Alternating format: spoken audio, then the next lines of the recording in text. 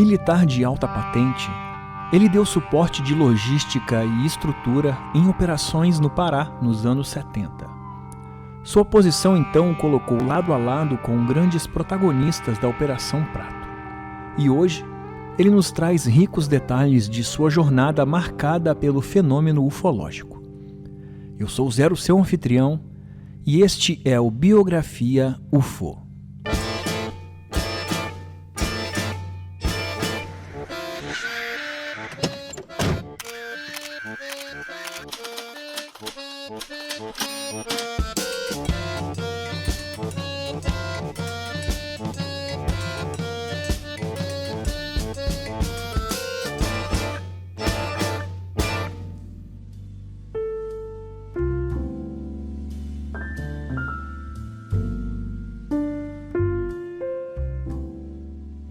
Muito bem, flutuante, seja bem-vindo de volta ao nosso programa de entrevistas, onde a cada episódio trazemos aqui uma personalidade da ufologia brasileira.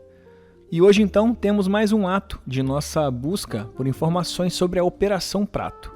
E o que você vai ouvir a seguir é um papo entre o nosso companheiro Arthur Neto e o Coronel Brasil. Então, por favor, Arthur, chega na nave e passa pra gente o que vai acontecer aqui hoje. Fala, Zero! Cara, nós vamos entrevistar hoje o Coronel Gabriel Brasil, uma pessoa importantíssima, contemporâneo da Operação Prato, trabalhou junto com o Coronel Holanda, deu suporte à Operação Prato, deu suporte de logística, deu suporte de estrutura. O Coronel Brasil é uma pessoa importantíssima, foi chefe de toda a malha de proteção aérea na região amazônica, comandou mais de 80 núcleos de proteção ao voo, colaborou na construção de estruturas que permitiram a modernização de toda a malha aérea da época. A área de atuação dele ia desde o Maranhão, passando pelo Pará até o Oiapoque, ou seja, uma pessoa importantíssima na estrutura aeronáutica daquela região e, ao mesmo tempo, teve experiências com objetos voadores não identificados, mesmo não tendo feito parte do efetivo da Operação Prato, ele estava por trás, nos bastidores, dando toda a estrutura, toda a logística para que o Coronel Holanda pudesse executar a missão dele. Então, é uma entrevista que vem para somar, veio agregar informações importantíssimas, veio corroborar outras informações que a gente já tinha ouvido falar. O Coronel Brasil já deu entrevista para a revista UFO no passado. É uma pessoa dos bastidores da aeronáutica, mas extremamente importante para a pesquisa da Operação Prato, diretamente ligada ao fenômeno OVNI. Então vamos lá, vamos agora ouvir o Coronel Gabriel Brasil. Espero que vocês gostem. Aproveito já de cara para agradecer o Coronel pela disposição de nos dar essa entrevista. Vamos lá, vamos ouvir o Coronel Brasil. Tudo na mesa então, vamos para a nave. Arthur, boa entrevista, e flutuante, bom episódio.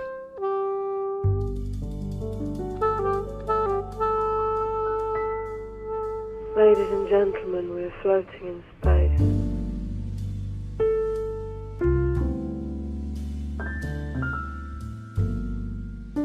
Boa noite, Coronel Brasil. Agradecimentos por estar aqui conosco no nosso projeto Biografia UFO, que fazem parte do podcast Relatos Flutuantes. E eu queria começar, como eu faço com todos os convidados, pedindo ao senhor que fale um pouco do senhor, que fale da sua história, da sua formação. Boa tarde, Arthur. Como é que eu entrei na aeronáutica, me desenvolvi, etc. Foi o seguinte: em 1954, eu prestei concurso para a Escola de Barbacena. E lá fui fazer o primeiro ano e o segundo ano. Ao final do segundo ano, por razões internas e estruturais, o terceiro ano da Escola de Barbacena se mudou lá para a Escola de Aeronáutica. Então, lá na Escola de Aeronáutica, com alguns professores que foram de Barbacena, eu concluí, então, o curso de Barbacena. E, logo em seguida, entrei na Escola de Aeronáutica. Então, eu fiz lá a Escola de Aeronáutica, os 3 anos da escola, mais um que faltava de Barbacena. E então eu consegui terminar. Em 59, fui declarado aspirante. Em 1960, eu fui fazer o curso de bombardeio lá em Natal, passei lá um ano completo. E, poxa, aí já era hora de escolher um lugar. Então, como tinha vaga na Escola de Aeronáutica, eu fui ser instrutor na Escola de Aeronáutica. Primeiro eu dei instrução de primário, depois eu dei instrução lá no curso avançado, que era feito de T6, e também o curso do voo de instrumentos eu ministrava lá para os cadetes. Quando chegou próximo de 64, em função de ter tido boas notas como aluno da Escola de Aeronáutica, eu me matriculei no ITA e comecei no ITA em início de 64. E lá eu não fiz um curso, eu sofri um curso de eletrônica, porque era duro para burro. Tinha várias matérias, 6 matérias, toda semana tinha as matérias, davam séries de exercício, valendo nota para passar no fim do ano. Então era um sufoco danado, mas eu consegui vencer, fiz o meu curso completo de eletrônica, né? E aí, então, quando chegou na hora, em 68, eu tinha que tomar um rumo. E aí, poxa, tinha vaga na escola, no Rio de Janeiro, né? Eu era tenente naquela época, né? Aliás, capitão já. E tinha vaga aqui na escola, na área do primeiro Comar, para ser o chefe do serviço de proteção.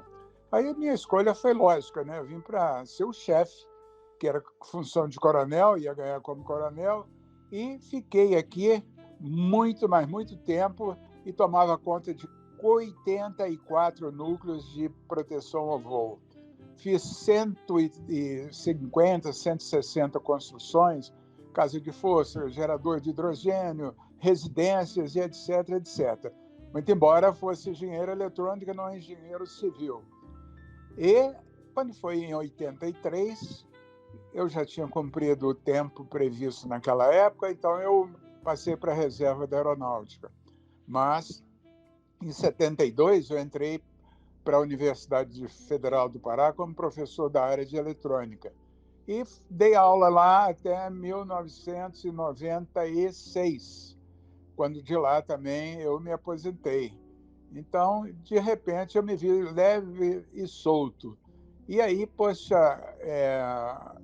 olha daqui, olha dali, eu tenho, então, a partir de 90, 92, eu tenho viajado pelo mundo inteiro. Eu e minha esposa já conhecemos 42 países. Então, temos o conhecimento de uma cultura bastante importante de cada país desse, variando da Turquia, Tailândia, vários países da Europa. Fui uma vez ou duas nos Estados Unidos, não gostei muito, e fiz Portugal, a Itália, etc. E, de repente, eu estava com um cabedal de conhecimento e é a minha nova profissão, vagar pelo mundo. Eu digo para os colegas que é ser vagabundo internacional. E continuo nessa profissão até não poder mais. Então, eu acho que foi a melhor coisa do mundo que eu já fiz foi viajar para conhecer países fora da nossa área, que é uma coisa espetacular. Fantástico, coronel. Realmente o senhor teve uma carreira brilhante, mas eu queria saber um pouco mais da rotina. Como é que era a rotina lá no dia a dia? Como é que era como é que vocês faziam em relação à proteção ao voo, em relação ao monitoramento daquela região? Pelo jeito, o trabalho era extremamente relevante, né, para a malha aérea daquela época, né? Como eu informei anteriormente, eu vim para Belém e fiquei aqui durante esse tempo todo. E, na verdade, eu vim em 1970, pelos motivos já explicados. E em 72 chegou o Brigadeiro Camarão. E ele, vendo os trabalhos que eu desenvolvia, gostou muito da maneira que eu executava tudo, e então eu consegui o apoio dele para construir uma nova sede do Sistema de Proteção ao Voo, que ficava lá no aeroporto, parecia uma estrebaria. Fizemos aqui um edifício de 3 andares com um galpão tipo shed, com 47 metros de largura por 60 de comprimento. Construí ainda nessa época o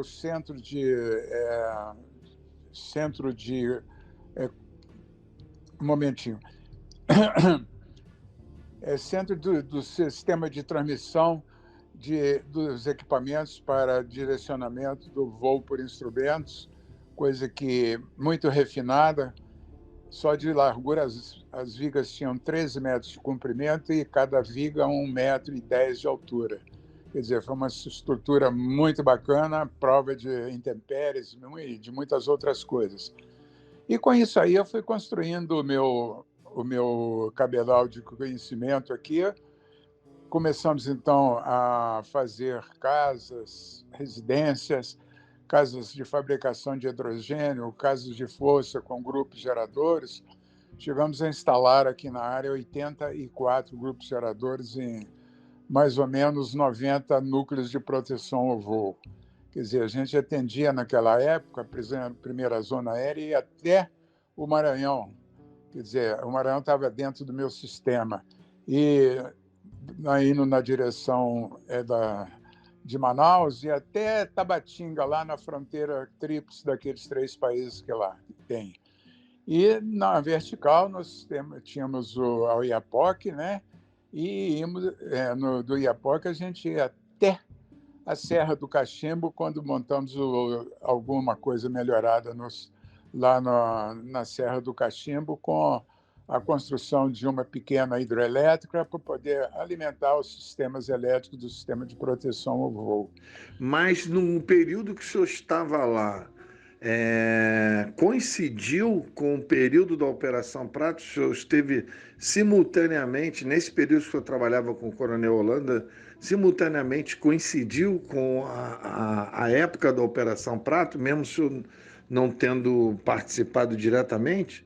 O Major Holanda, ele também era uma pessoa considerada muito séria pelo Brigadeiro Camarão e ficou com o nosso amigo como chefe do serviço, vamos dizer assim, serviço secreto da área.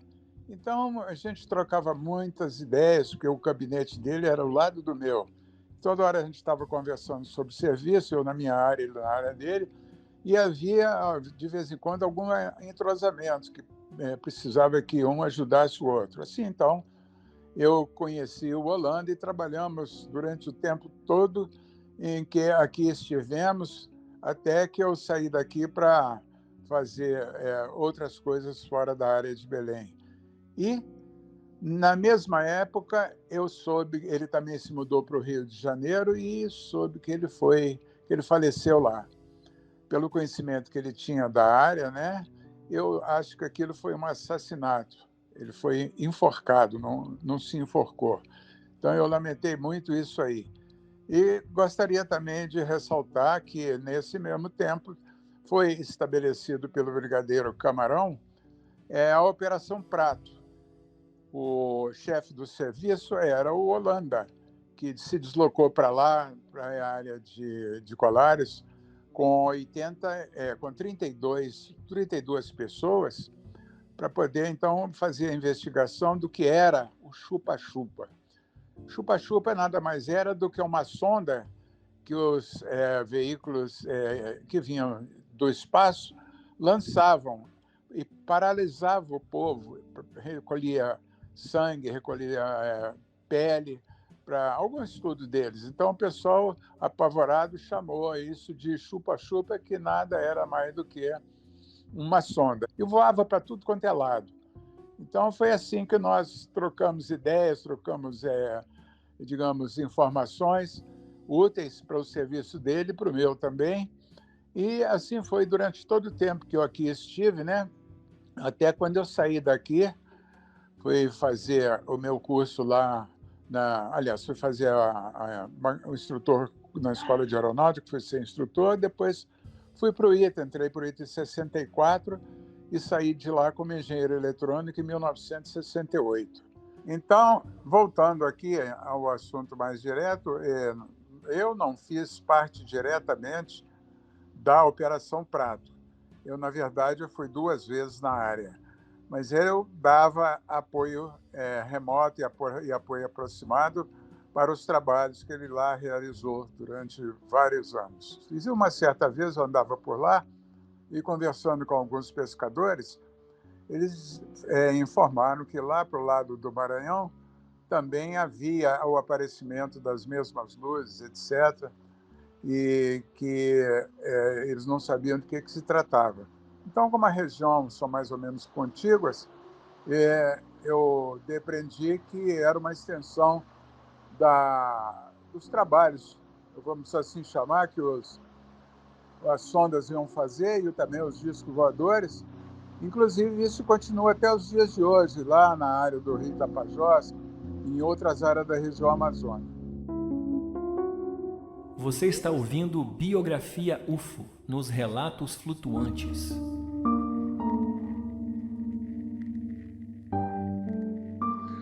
Coronel, eu queria que o senhor falasse um pouco da rotina da missão, né? Os senhores emendavam vários dias, dormindo lá na região, ou os senhores retornavam no dia seguinte para suas casas? Os senhores iam diariamente ou quantas vezes na semana? Como é que era essa rotina na época? Como é que eram os procedimentos? Realmente, a nossa equipe parece que tinha 30 ou 32 pessoas, tinha alguns oficiais, vários sargentos, soldados, etc., e Colares fica mais ou menos a 60 quilômetros aqui de Belém do Pará. Embora seja fácil para lá, realmente a impressão que eu tenho é que eles não voltavam todo dia para casa por dada a distância e o serviço de busca de pessoas lá que tinham entrado em contato com os seres extraterrestres e também avistamentos de disco voador na área, sondas voando na área. Então, em função desse tipo de trabalho de catamilho, né? Pergunta aqui, pergunta do canto acolá, e vai se informando e se compôs uma história, digamos, fracionada, que depois nós conseguimos fazer a interação toda do texto para poder contar aquela história que você viu no jornal. Agora, prosseguindo, então, nós também tínhamos que dar atenção não só a esse tipo de sonda, mas também aquelas sondas que penetravam dentro d'água, elas vinham do espaço, e também alguns discos vinham do espaço sem mudar a velocidade, sem mudar a direção, com a mesma velocidade que vinha, entrava dentro d'água. Imagina você jogando um copo d'água de uma altura razoável, o estrago que não faz, às vezes, em cima de uma mesa. Imagina um corpo que vem de 10 quilômetros de altura, que é a área, mais ou menos a faixa que, quando eles entravam na atmosfera, tornava aquela área ionizada, e a gente pôde perceber isso. Então, penetrava na água sem nenhuma cerimônia, sem reduzir velocidade, sem nada. Eles devem ter uma tecnologia muito avançada, criar provavelmente o seu próprio campo magnético para poder não ter a influência da nossa física conhecida. Fantástico mesmo, não tem outra palavra. Bom, Coronel, mesmo o senhor não participando diretamente do grupo da Operação Prato, eu queria saber se o senhor, na sua vida de aviador, aí, durante toda a sua carreira, se o senhor já teve alguma experiência com OVNIs, mesmo que não fosse aí na região. O senhor já teve anteriormente alguma experiência com o fenômeno OVNI? Sim, Arthur. Como você sabe, eu voei a Amazônia inteira durante 26 anos, voando Catalina, Bandeirante e outros aviões aqui, C-47, etc. Entretanto, a visão que eu tive lá como é que chama? Em Oiapoque, nós tínhamos o costume de, fim da tarde, do outro lado, a São Jorge, para comprar alguns vinhos, alguns perfumes e coisa pequena. E quando voltávamos lá pelas 11h30 da noite, eu alertei os meus colegas, nós estávamos num barquinho com 12 pessoas, e apontei para o céu e passava 5 pontos luminosos, como se fosse uma esquadrilha voando, e passou rapidamente de um ponto ao outro do horizonte. Naquela época, nós imaginamos que estivesse aproximadamente uns 20 a 30 mil metros de altura, pela velocidade e a rapidez com que cruzou o horizonte. Uma outra vez, eu estava dando aula lá na Universidade Federal do Pará e, de repente, apagaram-se as luzes. Nessa época, os funcionários civis estavam em greve. Então, isso era mais ou menos 7 da noite. E eu fiz um comentário bastante duro em cima deles, tá? Chamando de filhos da mãe deles. E quando tinha mais umas 3 turmas, eu falei nós saímos para a avenida, aqui em frente às salas de aulas, e do outro lado, na Ilha do Combu, apareceu uma luz amarela, cor de sódio, muito intensa. E aí eu comentei com os outros alunos que eles estavam vendo pela primeira vez uma nave interestelar, ou disco voador que seja, na vida deles. E realmente o negócio era gigantesco. Eu imagino que devia ter aproximadamente pelo menos uns 500 metros de comprimento e uma altura aí, talvez, um diâmetro de uns 100 metros. Essas foram as duas visões que eu tive contato aqui na nossa área. Por outro lado, quando eu estava lá em São José dos Campos fazendo meu curso, lá no ITA, eu saía às vezes do Rio de madrugada, de noite, etc., para voltar lá, porque eu morava no Rio de Janeiro, e para voltar lá para São José. Uma vez, mais ou menos, umas 4 horas da madrugada, eu estava fazendo um voo e estava em condições visuais, quando de repente passou por cima do meu T6 4 luzes, em uma velocidade também incrível, não muito distante, relativamente perto. Pela comparação que eu fiz lá com a distância entre a posição que eu estava até São José dos Campos, eu imaginei que tivesse uns 10 quilômetros passando perto de mim.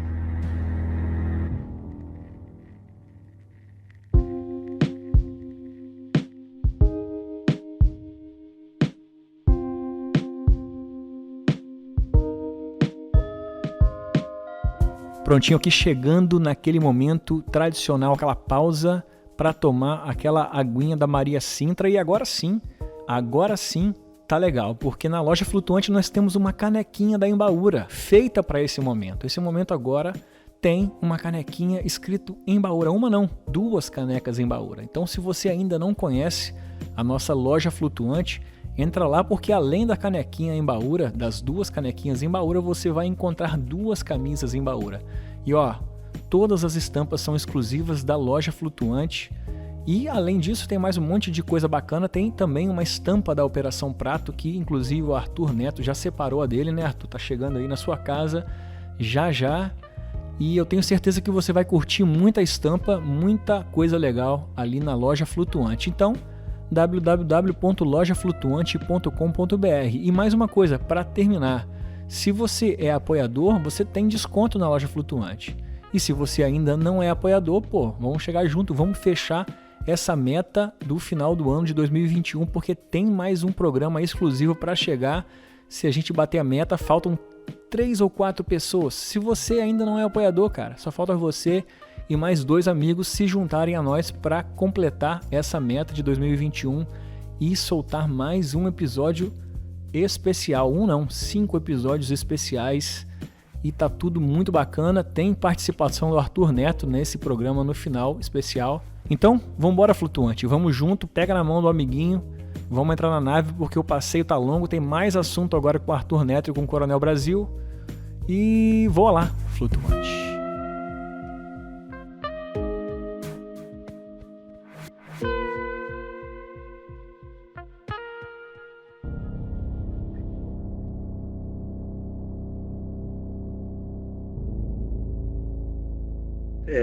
O senhor sabe que ninguém passa por uma experiência com OVNIs, um fenômeno legítimo, e sai sem ter sido modificado de alguma forma, né? Ninguém sai a mesma pessoa. Pois bem, nós sabemos de uma experiência que foi relatada anteriormente por um dos membros da equipe, do Coronel Holanda, de um objeto enorme que passou sobre a cabeça dos militares, adentrou em direção ao mar, e quando chegou a uma determinada distância, ele penetrou na água. O senhor estava presente, o senhor soube desse episódio. O que o senhor tem a nos dizer sobre essa informação, sobre esse episódio? Foi detectado uma vez luzes ionizantes, estimávamos mais ou menos uns 10 quilômetros de altura. E, de repente, essa luz desceu com uma velocidade incrível, imaginamos aí, coisas de milhares de quilômetros, e penetrou dentro d'água sem mudar a velocidade. Qualquer objeto, você mesmo dando um mergulho dentro d'água de uma altura razoável, bater de peito ou de barriga, você vai sofrer. Para eles, como se nada tivesse. Então, isso aí foi muito intrigante. Foi, e ainda continua sendo intrigante para nós até o momento. Incrível, Coronel. Ao mesmo tempo é o seguinte, o senhor tem alguma história que foi relatada a partir dos seus subordinados, a partir das pessoas da região, que o senhor possa contar para a gente alguma história confirmada? O senhor pode contar para nós? Realmente, o que nós achamos mais interessante, e isso é uma experiência que eu tive quando eu servia no Campo dos Afonsos, na década de 60, nós vimos um objeto luminoso que desceu com uma velocidade incrível, e quando chegou perto do Sol, ele mudou 90 graus a direção, também, e mudando de cor. Isso significava que ele estava sob comando de alguém, não era uma coisa aleatória. Isso foi lá no Campo dos Afonsos. E a outra foi das observações feitas aqui na nossa área. Nós vimos aqui várias vezes, né, sondas, que era nada mais, nada menos do que o equipamento que paralisava o pessoal e colhia amostra de sangue, de pele, etc. Por isso que o pessoal chamava de chupa-chupa. Por outro lado, também aqui nas proximidades, ainda dentro d'água, tinha sondas pequenas de vários formatos, triangulares, oblongas, e parecendo um triângulo não, uma pirâmide, que vinham e penetravam também dentro d'água com razoável velocidade. Tudo indicando que debaixo d'água, aqui na área, deve ter alguma coisa, alguma base deles. E a gente não pôde avançar um pouco mais, porque nós não tínhamos equipamentos, né? Era muito... Fora mais ou menos de 70 a 75, 76. Imagina, naquela época, a disponibilidade de equipamentos que a gente pudesse ter na mão era quase nada, né? Mal a gente tinha uma maquineta de filmar.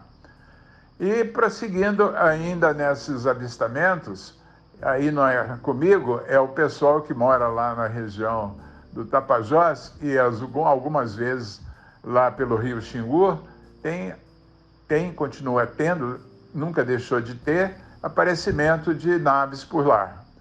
Agora, são naves tipo discoides, que o pessoal, no vocabulário deles, consegue traduzir. Então, este é o panorama mais ou menos completo. E também, aqui próximo, tem uma cidade chamada Tomé-Açu, e lá houve uma aparição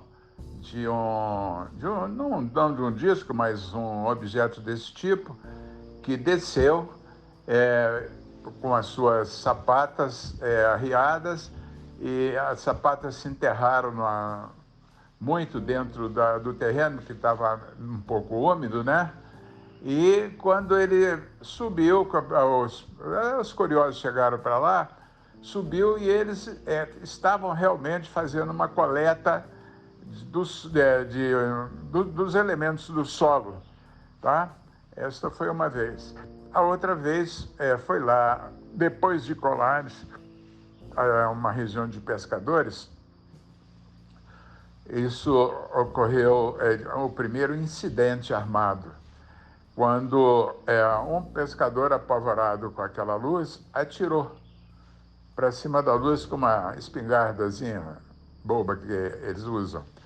E antes de qualquer coisa, o pescador foi fulminado por um tiro de qualquer coisa, luz, laser, qualquer coisa desse tipo, que a gente ainda não conhecia essas coisas, e foi carbonizado. Somente ele. Os outros que estavam próximos a ele, dentro do barco, não tiveram absolutamente nada. Só essa pessoa que atirou é que teve o seu castigo merecido ou imerecido, não posso julgar.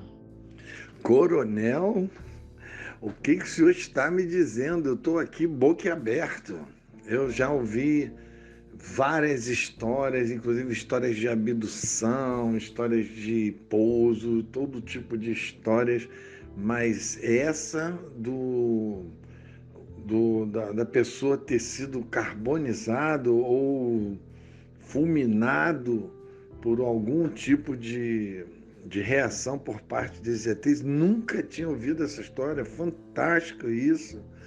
E com certeza o senhor assina embaixo, o senhor não estaria contando ela aqui para nós, né? Com certeza o senhor confia plenamente em quem testemunhou esse tipo de coisa. Fantástico, isso é ficção científica.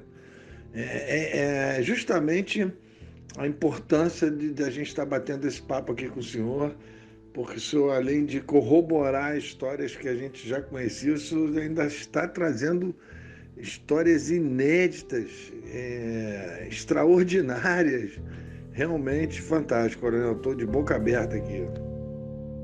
Você está ouvindo Biografia UFO, nos Relatos Flutuantes.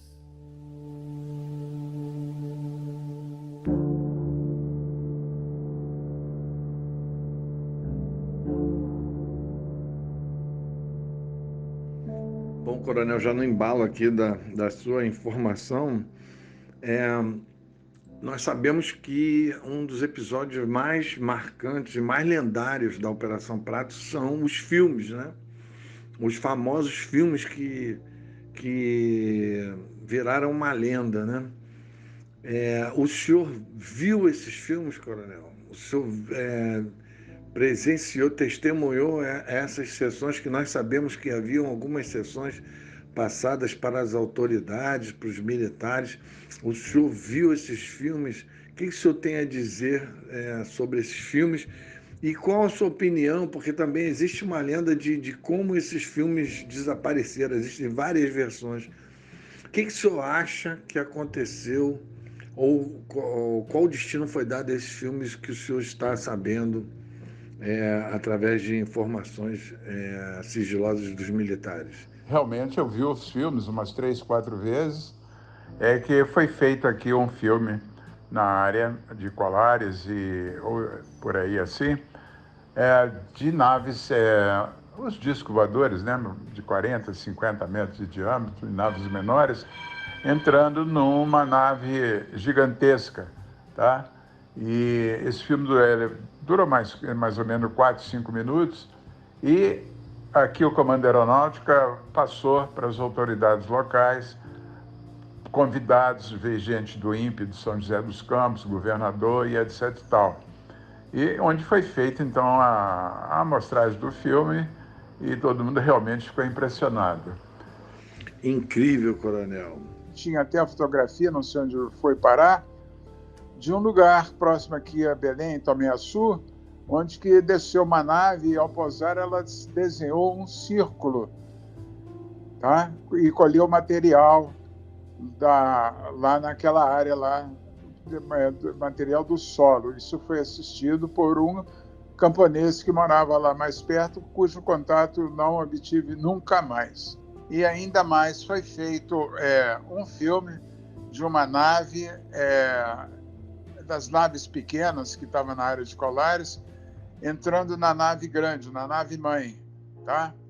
Esse filme foi feito, foi mais ou menos 40 minutos de filme, e que foi mostrado para as autoridades locais, governador, prefeito, etc., essa turma toda, e mais algumas outras autoridades, Marinha, Exército. E, pelo que eu sei, né, depois que fui apresentado aqui, eu assisti às apresentações, inclusive ajudava a montar o troço, que a gente não tinha celular naquela época. Então, aí, terminado o filme, foi guardado na área de segurança e, de repente, o filme desapareceu. Nunca mais ouvimos falar dele. Tivemos notícia que eles receberam ordens da NASA para entregar os filmes num determinado lugar, e de lá foi para os Estados Unidos. Isso é o que eu sei, tá? Eu não conheço outra versão disso. Olha, Coronel, eu queria, mais uma vez, lhe agradecer muito, em meu nome, em nome de todas as pessoas apaixonadas por ufologia que vão ouvir esse podcast, em nome da nossa equipe aqui do Relatos Flutuantes, do Biografia UFO, todos os pesquisadores que se dedicaram à Operação Prato, porque, olha, o senhor veio corroborar, como eu disse antes, muitas das informações, acrescentou bastante, mesmo o senhor não tendo feito parte da equipe diretamente, mas o senhor realmente participou de um momento histórico da ufologia brasileira e, quiçá, mundial. E particularmente, o senhor me trouxe duas informações assim preciosas. Eu, como pesquisador de campo que sou, primeiro, o senhor confirmar as diversas aparições que a gente vem colecionando, mas sem saber da origem, sem saber concretamente da legitimidade das aparições de OVNIs aqui no Rio de Janeiro, no Campo dos Afonsos. Assim também como as aparições na base aérea de Santa Cruz. São inúmeras, tem várias histórias, dá para escrever um livro só sobre histórias de OVNIs na base aérea de Santa Cruz, no Campo dos Afonsos. E o senhor veio corroborar com o seu testemunho vamos dizer assim, esse episódio das nossas bases aéreas aqui do Rio de Janeiro. A outra que me fascinou foi a história da falta de luz na universidade durante a sua aula e o testemunho seu e dos alunos de um objeto gigantesco na universidade que o senhor dava aula. Realmente é um episódio com todas as características de um episódio ufológico. E não podia deixar de mencionar o seu testemunho em relação aos OVNIs que entram nas águas da região amazônica, da região aí do Pará, da ilha do Marajó, em altíssima velocidade. Nós temos depoimentos de várias pessoas que viram esses objetos entrando e saindo. E não podia deixar de mencionar o fato desse pobre pescador que foi fulminado, né? Foi, vamos dizer assim, desmaterializado, né? Eu não sei se eu estou exagerando, com algum tipo de aparato provocado por essas entidades, né, que comandam esses objetos.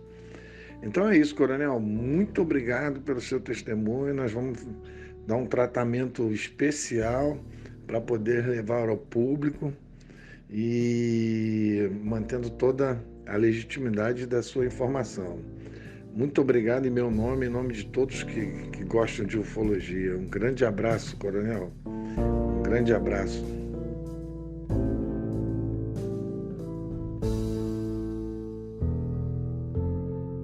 Tá feito, Arthur. Muito obrigado mais uma vez pelo trabalho de pesquisa. Coronel Brasil, agradeço em nome de todos os ouvintes dos Relatos Flutuantes. Muito obrigado pela paciência, pela boa vontade de ter topado participar aqui do Biografia UFO nos Relatos Flutuantes. Continuo dizendo que Biografia UFO não para. Agora nós estamos até a cintura na Operação Prato. A pesquisa continua, né, Arthur? E já tem mais Biografia UFO. Por enquanto, a gente fica por aqui. Semana que vem tem mais Relatos Flutuantes. No final do ano tem muita coisa bacana. Te lembro que se você ainda não segue os Relatos Flutuantes aí, onde você está ouvindo a gente, procura o botão de seguir, procura o sininho se tiver, porque assim você vai ouvir todos os episódios em primeira mão. Então, até semana que vem, aperte bem os cintos e não se esqueça, nós somos uma nave.